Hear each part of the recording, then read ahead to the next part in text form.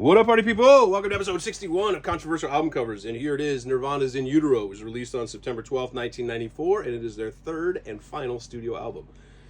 Originally, Cobain wanted the title to be I Hate Myself and Want to Die, but Chris Novoselic fortunately convinced him to change it for fear of lawsuit.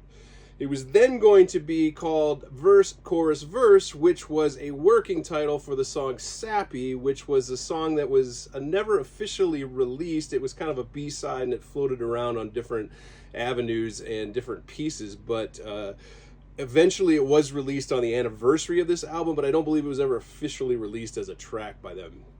Finally, he changed it to In Utero, which was taken from a poem by Courtney Love, his wife.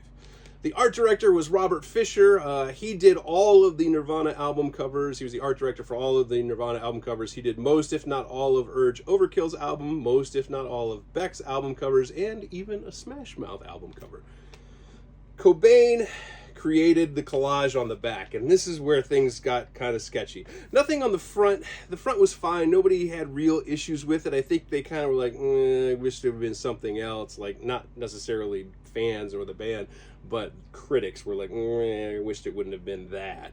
But the problem really came on the back end, and the back end is a collage that Cobain did in his house. It was on the floor of his living room, and he just put a bunch of crap together. Mostly it's babies, which are actually just dolls, a turtle model and turtle parts, and then there's body parts lying all over the place, and then it's all laid out very nicely on a bed of orchids and lilies. And that was the problem.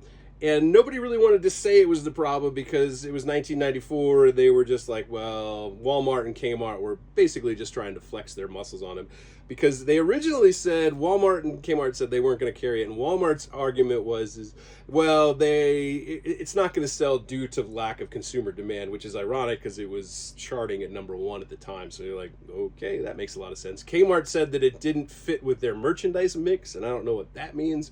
But that's what they said.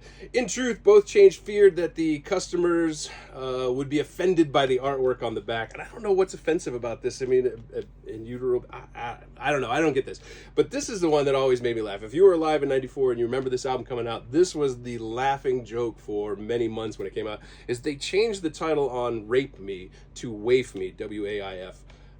And they didn't change the song, they didn't change the lyrics, they didn't go inside and re-record it. They just changed the words on the album cover so that would appease parents or Walmart and Walmart and Kmart, I guess. And they also changed the mix on Penny Royalty. The mix on the Walmart and Kmart version is a Scott Litt remix. And I think it's because that was 1994, and Penny Royalty was supposed to be their third song released from that album, but Cobain had killed himself or was murdered right before that, so they didn't release it. And I think they were prepping up for that, and the Scott Litt remix was the one that was going to be released. But I don't know for sure. And Cobain and everybody else from Nirvana said that they kind of went with it because they really wanted the music to get into the hands of the children that couldn't get to the mom and pop stores, were the ones that were carrying it with the original one. So they said, sure, go ahead, change it to Waif Me and change the back on it. So I don't know. It just seems silly to me. Every time I hear Rape Me and I think of the lyrics Waif Me, it just makes me laugh. But anywho, as always, thanks for watching.